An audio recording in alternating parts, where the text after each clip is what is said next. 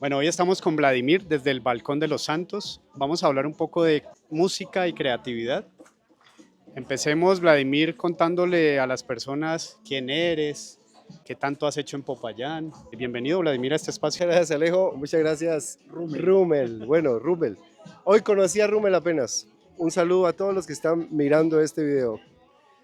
Ahorita y en el futuro. ¿Quién soy yo? Esa es una pregunta complicadísima, maestro Alejo, y me gusta Rumel. Sí, claro. Creo y estoy seguro, no, más bien estoy seguro que soy un ser humano, un ejemplar más de ser humano como tú, como Rumel, como todos los que estamos por aquí. Y con eso creo que es suficiente por ahora. Me dedico a hacer música desde mi niñez. Desde que me acuerdo me dedico a hacer música y me la paso tocando, me la paso cantando, trato de crear, trato de dejarme ser creando, haciendo música. Hablemos de tu niñez. Es muy interesante que tus orígenes campesinos y en esta pequeña ciudad que es Popayán. Cuéntanos, ¿cómo iniciaste en la música? Si en tu niñez hubo como un acercamiento con ella, o cómo era esa vida en el pueblo también. Hablar de la niñez es un tema hermoso, porque es algo que se quedó adentro así poéticamente, diría yo. Tuve la fortuna de nacer en un pueblo, como tú dijiste, de ambiente campesino. Florencia es un pueblo que tiene 4 calles y 4 carreras, si no me equivoco, bueno, digamos 6, se aumentan 2. Y si caminas rápido, te lo recorres en cuestión de 8 minutos, o sea que hay que caminar lento para que el paseo sea largo. Es muy pequeñito y la vida en ese pueblo realmente es una vida de la cual me siento agradecido, totalmente agradecido. Me considero y sé que la consideración es exacta, fui un niño libre, bastante libre, porque quiero decir, nunca me encerraron en una casa, el pueblo era mi hogar, todo el pueblo, tenía muchos papás, tenía muchas mamás, no era solamente mi mamá, mi papá, sino que tenía muchos, todo el pueblo te cuida, todo el pueblo te quiere, y vives como en una especie de Macondo, una cosa así, una vaina poética, como una, sí, el pueblo es como una especie de realismo mágico, ¿no es cierto? Así recuerdo la infancia. Cuando yo vengo a Popayán y empiezo pues digamos todo el proceso de Popayán, de la Universidad del Cauca y estar acá, hoy a mis 47 años, esa diferencia entre la niñez y la adultez es una diferencia enorme, y estar en una ciudad en la adultez y recordar la niñez es una cuestión de mucha nostalgia de verdad. Y ahora en el presente ir al pueblo, ir a Florencia y mirar cómo muchas personas ya mayores y personas de mi edad siguen conservando esa ternura de pueblo, eso es mágico, realismo mágico. En las ciudades esa ternura de pueblo, pues obviamente, aunque Popayán es una ciudad pequeña, ¿no? Es un pueblito, pues, pero de todas maneras hay una connotación muy diferente cuando uno está en un pueblo donde al frente tenés una montaña, donde a 5 minutos tenés un río, a estar en una ciudad. Yo tengo el referente tuyo dentro de la parte musical. Me gustaría saber, por ejemplo, qué te inspiró, bueno, digamos un género, me gustaría que nos dijeras más o menos los géneros que te llaman la atención dentro de la música. Me imagino pues también que hay una exploración musical interna. ¿Cómo te inspiraste? ¿Qué podría preguntarte si el territorio te inspiró mucho en la música que haces o te inspiró un artista? ¿Cuál fue tu inspiración específica ahí en esto? O bueno, a modo general. Mi formación musical inicia en la niñez. Mi tío Jesús Fernández, profesor de la escuela de mi pueblo, profesor de niños, él tocaba la guitarra, tocaba el acordeón y gracias a una transmisión directa, ¿no? Por el gusto por la música. Y desde niño, yo me recuerdo tocando en la chirimía, me recuerdo tocando en el pueblo, en eventos, en cosas, desde que tenía 6 7 años. Es decir, para mí el proceso de la música ha sido un proceso que me ha acompañado, o más bien, la música me ha acompañado la vida, ¿sí? Ahora en el proceso, ¿qué música? La pregunta, ¿no? ¿Qué música a mí me mueve? A mí me mueve, por obvias razones, la música que mi tío, en general, me enseñó en ese entonces, que era esas clásicas baladas de los 60s, que se escuchan ahora. Te estoy hablando de Leo Dan, Piero, Sandro, Camilo Sesto. Yo me formé con esas músicas, pero fue muy fuerte mi influencia de vida, por así decirlo, o como que se me metió mucho la música de Piero, y de Serrat, de Joan Manuel Serrat. Esos dos para mí fueron como una especie de dioses de la música que cuando yo tenía, no sé, 12, 13 años yo escuchaba y creo que me estaban alimentando. Agradezco haber escuchado al maestro Serrat, agradezco haber escuchado al maestro Piero, porque considero que son voces que tienen una profundidad, bueno, tienen que escucharlo, ustedes la han escuchado, pero los invito a escuchar a Piero y a Serrat porque son voces que tienen una connotación muy profunda en la literatura y en el alma humana. Te he visto como en diferentes escenarios y me gusta esa puesta en escena, o sea, particularmente es una puesta que conecta mucho con la gente, no está como el artista separado, aislado de las personas, sino que las personas como que cantan contigo, tú pones a interactuar a las personas. ¿De dónde salió esa conexión o cómo fue tus primeros pines así presentándote en un local o en un negocio y conectando con las personas? Cuando yo empiezo a hacer música desde niño, como les digo, para mí hacer música era un juego más. O sea, no era una cosa que yo diría, uy, voy a hacer música, voy a aprender algo. No, o sea, ese concepto de aprender algo nunca existió, en mi caso, nunca existió. Vine a empezar a aprender algo en la universidad, donde vino el concepto de la academización de la música, y eso sí que me dio duro, maestro. Muy duro, hermano. Y yo dije, carajo, esto también se aprende intelectualmente, o sea, esto es muy raro para mí. De hecho, para mí fue muy complicada la universidad. No quiere decir que yo fui mal estudiante, sino que tenía que hacer un esfuerzo más allá del disfrute para complacer a la academia, más allá del disfrute. ¿Como profesionalizar la sí, música de alguna manera? entonces eso me trajo muchos problemas a nivel psicológico de los que me estoy recuperando todavía. Eh, entonces, cuando vos decís el juego, que me dijiste como jugando, yo siempre he sentido a la música como un juego, siempre. Y uno juega con los demás, o sea, bueno, yo jugaba solo en niño también, pero no solo conmigo, sino que yo tenía muchos muñecos, como los que están aquí, y yo hacía historias con esos muñecos, me inventaba unas historias rarísimas, bacanísimas, historias bacanas, me inventaba de todo, o sea, yo decía que este mico era un ser de más allá y se hablaba con unas palomas, y yo aparecía ahí, yo era como el que organizaba todo ese cuento y creaba historias. Esa era mi niñez, o sea, parte, no, esa no era mi niñez tampoco, esa es parte de mi niñez. Y la música en mí siempre fue un juego, siempre. Por ejemplo, yo voy a mi pueblo hoy día y yo toco con la chirimía, toco con... El que me dice alguien por ahí, vení, toquemos. Ah, yo voy. Porque para mí es un juego, o sea, yo nunca lo vi como un lugar donde yo tengo que posicionarme y decir, wow, hermano, qué grande que soy. Nunca la he sentido así, ¿no? Con la música. Nunca, nunca la he sentido así. Gracias a la música, gracias a Dios no la he sentido así. Entonces, cuando yo voy a un escenario, cuando yo voy a cantar, yo lo que hago realmente es disfrutar. Y le digo a los demás que están ahí, pues esto es lo que yo hago, disfrutemos. A mí me parece terrible cuando yo estoy en un público que gracias a Dios casi nunca pasa y la gente le importa un pito. Yo digo, hermano, no quieren jugar, o sea, no quieren jugar. Entonces el niño interior es como que se ofende, maestro, como que dice, pero niños no juegan, hermano. Y me siento mal, ¿no? Me siento, gracias a Dios casi no pasa, pero eventualmente que sienta yo una cosa así. Pensemos en esa canción ideal. ¿Cómo sería la historia de Vladimir en una canción? Entiendo que sería una balada, ¿no? Sería una balada de antaño. Entonces pensemos cómo sería la canción y qué historia tendría para impactar y para llegarle a los demás. Si a mí me dijeran que hiciera una canción sobre mi vida, ¿no? Primero, si yo me pongo a hacer una canción sobre mi vida pensando en que le va a impactar o le va a gustar a alguien, creo que sería complicado hacerla, más complicado. Porque claro, porque si yo me cuento mi vida, me la tengo, digamos, si me interesa eso, me la tengo que contar a mí, digo yo. Me la tengo que contar a mí en una canción que me mueva el corazón, que se conecte con mi corazón. Si pensar en que eso le pueda gustar a la gente o algo así, es complicadísimo. No lo puedo combinar, las dos cosas. ¿De qué hablaría esa canción? Hace unos días estaba caminando en las calles. Bueno, soy caminador de las calles, me encanta. Y pensaba que una canción mía podría llamarse, el título, Cotidianidad. Cotidianidad, así.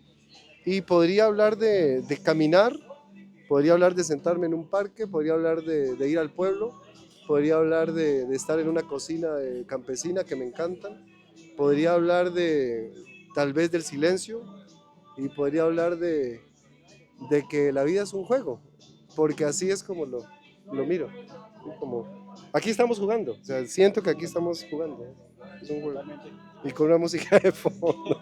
Cuando los músicos quieren conectar muy profundo, es todo un proceso largo de introspección, donde unos dicen como que, para llegar a esa nota o para hablar de cierto tema me tengo que inspirar de manera específica, ¿no? No es como que un tema que salió de una y yo digo, listo, ya tengo el tema, ya tengo la canción, sino todo tiene que estar conectado con la intención que yo quiero hacer, ¿no? Yo, pues lo veo desde una forma más introspectiva, más espiritual. ¿Tú lo ves por ese lado? Pero también podría ser un engaño, porque puede contradecir la filosofía de la vida un juego. Es decir, podría yo un día irme para mi pueblo, que es el lugar donde más me siento yo, eh, y entonces empezar a hacer algo que fluya y grabarlo, tener la capacidad de decir, esto va a fluir, lo grabo, no le hago muchos cambios y ¡pum!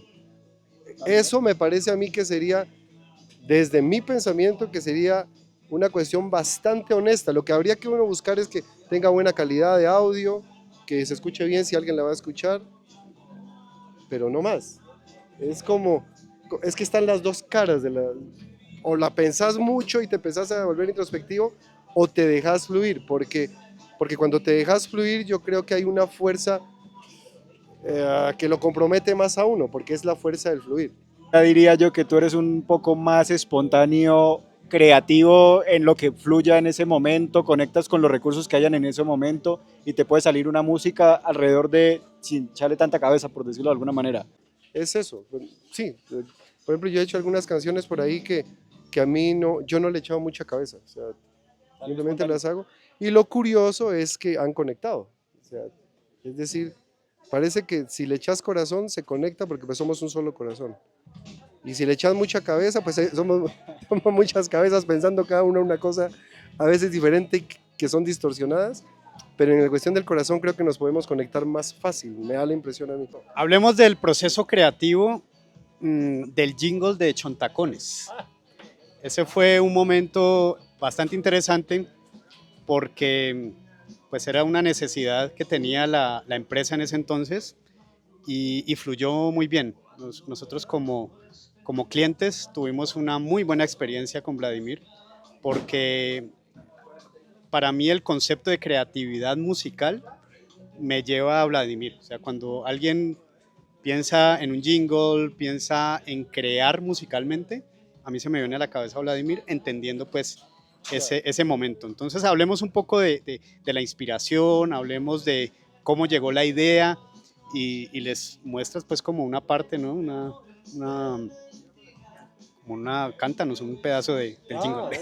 Pasa un pasaboca por tu boca que te dé energía, que te ponga bien y que te alimente como debe ser. Chontacones, chontacones, chontacones, chontacones, chontacones.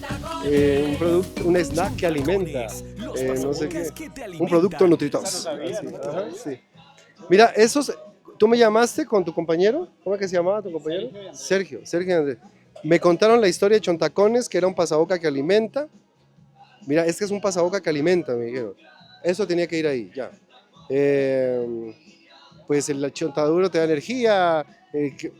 Yo soy comedor de chontaduro profesional. Hoy me comí 2 y me empaché un poquito, porque estaban como pasados, parece, estaban mal. Pero no, ya estoy bien. Y mira que cuando yo salí de esa reunión, que fue por aquí en el centro, yo me fui a mi casa y cuando yo llegué a mi casa yo ya tenía el jingle, porque yo me fui caminando simplemente diciendo estos manes quieren que... Y ya, o sea, o sea, pasa un pasaboca. Ese pasa un pasaboca por tu boca, eso fue como si te diera ganas de orinar, maestro. O sea, eso fue pa, de una. ¿Te salió de una? Sí, o sea, yo dije, pasa un pasaboca por tu boca. Ya. Y pasa un pasaboca por tu boca, que te dé energía, que te ponga bien. Eso salió así. Eso salió como una dulce miada, así, ¡boom! Salió. Llegué a mi casa y ya lo tenía, ya. Y después te dije a vos, pues sí, listo, llamé a un amigo, grabémoslo, tal. En el estudio dijimos, pongámosle aquí una marimba, pongámosle esto y tal. Y mira lo que está diciendo Alejo. Quedamos satisfechos, nos gustó. Y el esfuerzo que yo hice para hacer ese jingle fue un esfuerzo de método, o sea, de ir a grabarlo y todo eso, pero esfuerzo intelectual. La idea era clara. Yo soy de los que creo, maestro, que el arte no es del intelecto. O sea, con todo el respeto que se merece, pues, maestro, la gente que tenga tratados sobre el tema del arte. Bueno, bueno, estamos aquí hablando desde Popayán, una ciudad chiquita del mundo. Pero el arte no es del intelecto. El arte es una cuestión sublime. Ahí podríamos decir que la creatividad no es del intelecto. ¿Podríamos también decir eso? ¿O ¿Podemos meter dentro del saco del arte la creatividad? ¿Podemos meter dentro del saco el arte de la creatividad también en ese mismo sentido que pregunta Alejo? Un par de preguntas. Dos preguntas así matadoras. Es que hay una música atrás. La creatividad, es que son preguntas comprometedoras, hermano. ¿Cómo es? Puedo pasar del desprestigio del anonimato al desprestigio. Espérate. La creatividad yo creo que es una necesidad humana. Es decir, todos los seres, creo yo, somos creativos. No sé ustedes qué piensan, pero necesitamos ser creativos para estar en este mundo. O sea, necesitamos ahora, ahora que vos cojas esa creatividad que vos tenés por nacimiento, y empeces a divagar en esa creatividad y a volverla como algo muy importante dentro de tu vida, como decir, quiero crear algo, o sea, yo tengo la necesidad de resolver algo, pero quiero crear más en eso que me toca el corazón, quiero ahondar más, quiero crecer más con eso que es creatividad. Yo creo que ahí el arte es donde, es como el templo de esa creatividad. Esta persona está sintiendo que quiere crear, hay un templo que se llama arte, ¿sí? Es eso, ¿no? Pues digo yo, es como esa unión, porque la creatividad es una necesidad, maestro, es una necesidad. O sea, por ejemplo, ahorita que venía para acá, yo estoy con una pinta bastante informal, y yo dije, voy a crear algo para ir a grabar un video. Y vi este gorro y dije, voy a crear un man pues me pongo este gorro y esta chaqueta para que no se me vea la camisa fea que tengo adentro. Es decir, ahí ya estoy creando yo una imagen, creando esa necesidad para verme más bonito, ¿sí? Para gustar un poquito más. Eh, Ahora, si yo ya quiero ponerme, pues, verme como, uy, puchica, la estrella Vladimir, entonces me invento un poco de maricadas, me pongo el pelo verde, no sé, alguna vaina, entonces ahí ya empiezo a volverlo de alguna manera artístico y un misterio, una cosa así. Es una respuesta mediocre, pero ya la di. Yo digo que como tú transmites la música es creativa, porque cada uno tiene una impronta. Yo, o sea, creo que uno ve un artista y uno dice, este man lo transmite de esta manera, él lo coge de otra manera. Al verte yo involucrado con las personas y todo esto, yo digo, qué creativo eres. Puede ser espontáneo, puede ser de todo, pero veo cómo conectas con las personas, diferente a un artista de pronto quizás que solamente se ponga a cantar y pues la gente puede estar ahí, pero no puede estar de pronto conectando directamente. Ese puede ser, dentro de mi punto de vista también, una forma creativa que va dentro de la impronta de un artista. O sea, como que es el sello personal de cada quien, ¿no? Como tú lo muestres, es tu impronta creativa. Vamos a meter en un tema. Yo considero, Rumel y Alejandro, que yo como puesta en escena y como cantante, yo pierdo el año. O sea, yo considero eso porque yo he visto a otras personas como puesta en escena que tienen otros elementos. O sea, tienen otros elementos que con la puesta en escena, como cantan. Tengo unos amigos que cantan que yo digo, hijo de puchica, ¿para qué me contratan a mí? O sea, cantan brutal, weón. Pero ¿qué pasa conmigo? Y es lo que me ha pasado, maestro, que la gente conmigo se conecta, como tú decías al principio, y yo a veces digo, qué raro, porque no tengo una puesta en escena súper. Uy, ese man de Vladimir, qué cosa tan bella, maestro. No, o sea, no, y me gusta, o sea, no me gusta parecerme a Brad Pitt, ni nada de eso. O sea, soy Vladimir.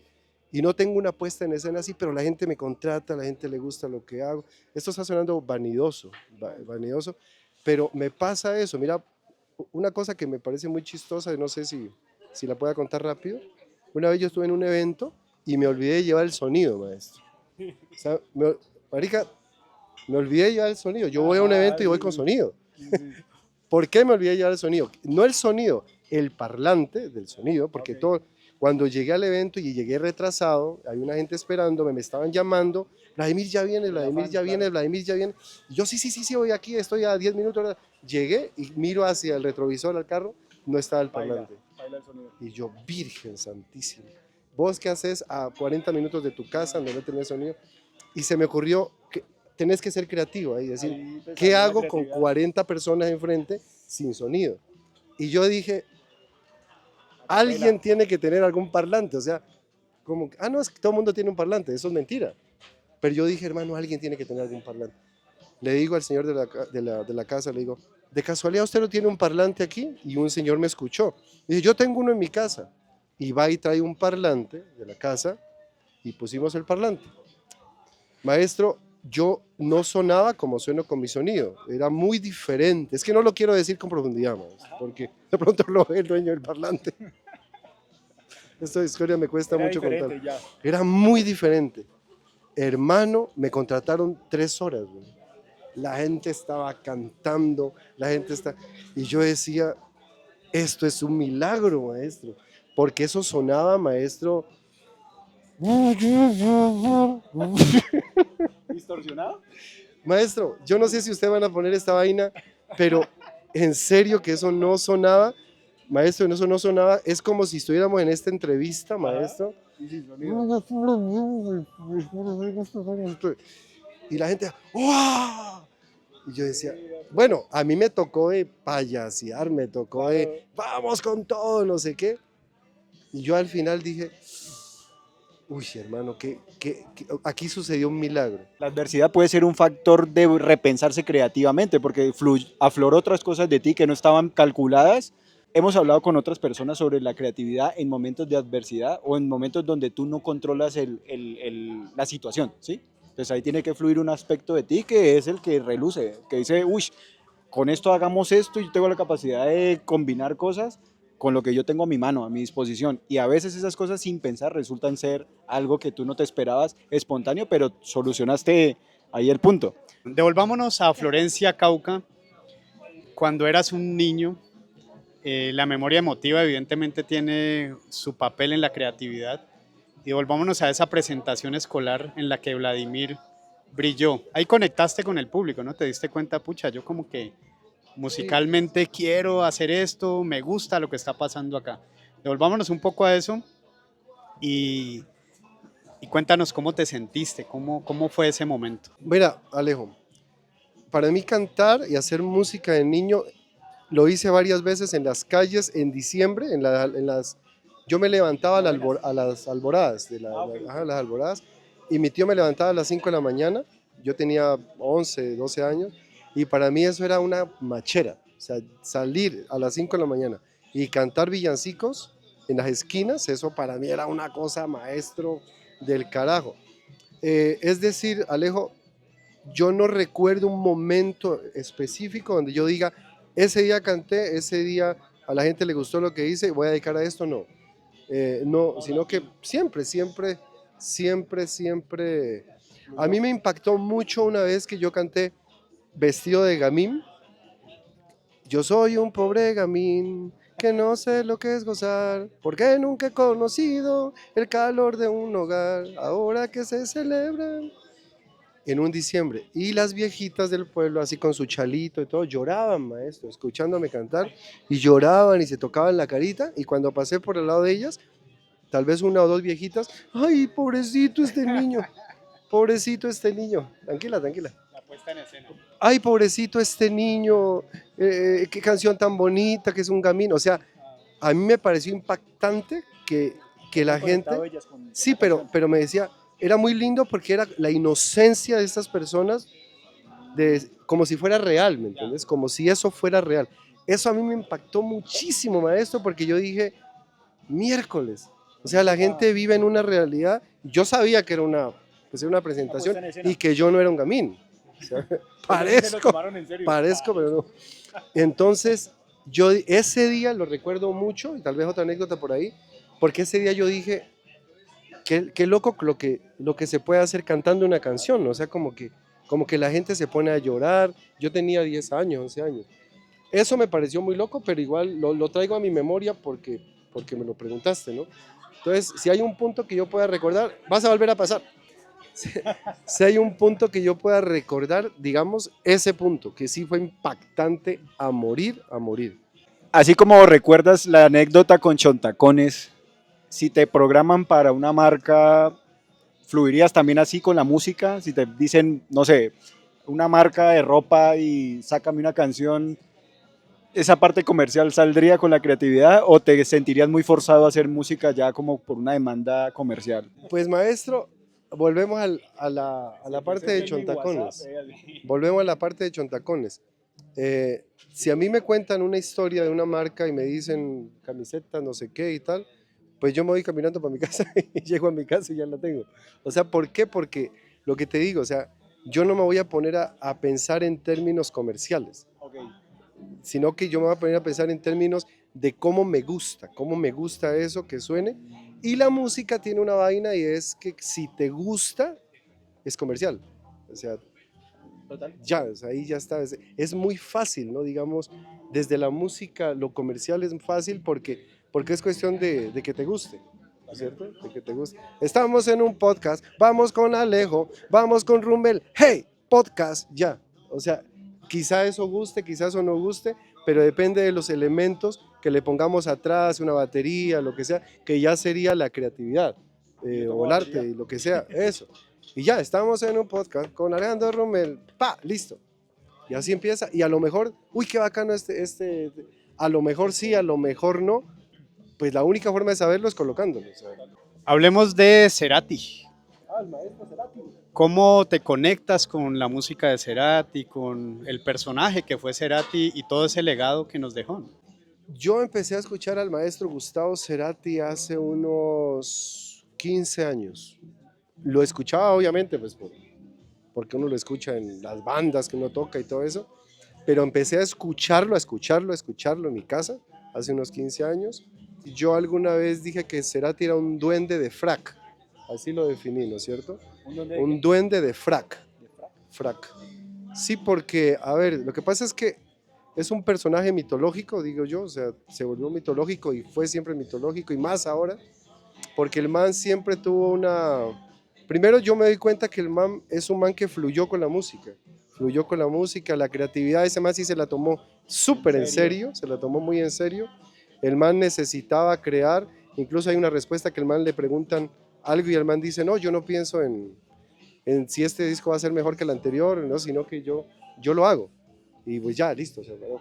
Entonces, para mí ese loco, empezar a escucharlo y a conocer lo que él hace, maestro, para mí ha sido como un punto de referencia, o sea, su filosofía, sus entrevistas, sus vainas, yo digo, este man estaba como un duende de frac, porque los duendes viven como en otra dinámica, como en otra frecuencia, ¿no?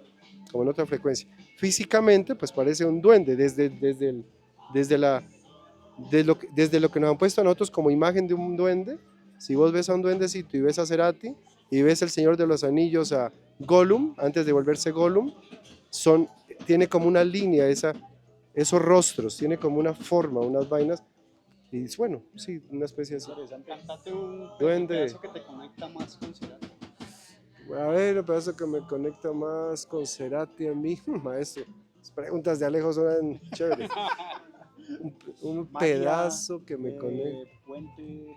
A mí me parece que una frase que me ha conectado mucho con Emmanuel que dice, eh, puedo equivocarme, tengo todo por delante, nunca me sentí tan bien, viajo sin moverme de aquí, chicos del espacio están girando en mi jardín, me dirás con el dar lo que siento, fuerza natural.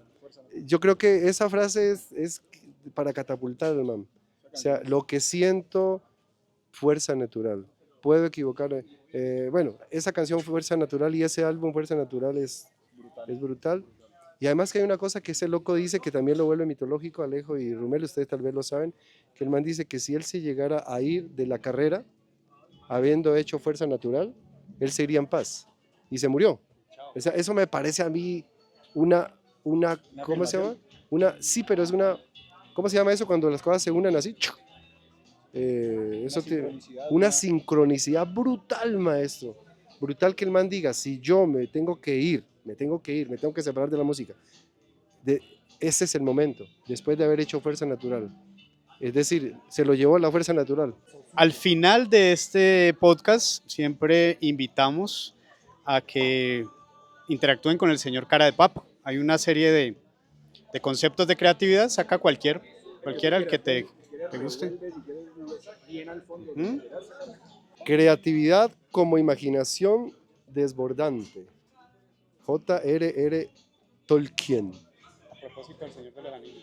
Tolkien, mira, A está propósito una, del una, Señor de una los Anillos, sincronicidad. Ajá. Una sincronicidad, hay que leerse a, ¿cómo es? A a Tolkien. Gustav Jung. Es el de Ah, la sí, el de la sincronicidad. teoría de la Ajá. sincronicidad. Ajá.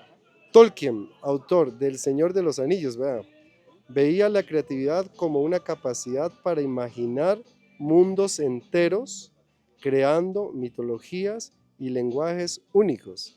Maestro, ¿qué puedo decir? En serio. ¿Qué puedo Ya decir, no? Pues Saca la que decir, le corresponde. después de decir, de leer eso, pues toca tomarse un café, maestro. Claro, o sea, pues sí, ya. Ahí esa frase ahí es válida esa frase, pero cuando uno estaba en el colegio y le preguntaba al profesor algo a uno y uno decía, estoy de acuerdo con el compañero, maestro, estoy de acuerdo con Tolkien. Absolutamente todo lo que dijo. ¿Qué más puedo decir?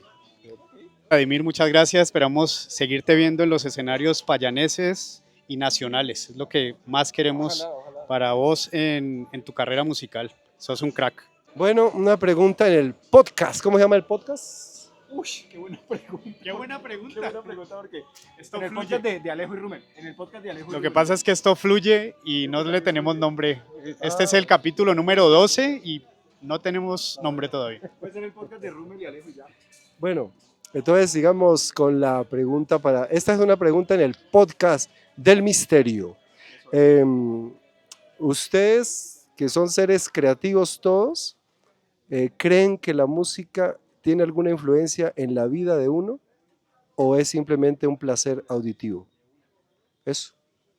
Comenten, comenten, comenten.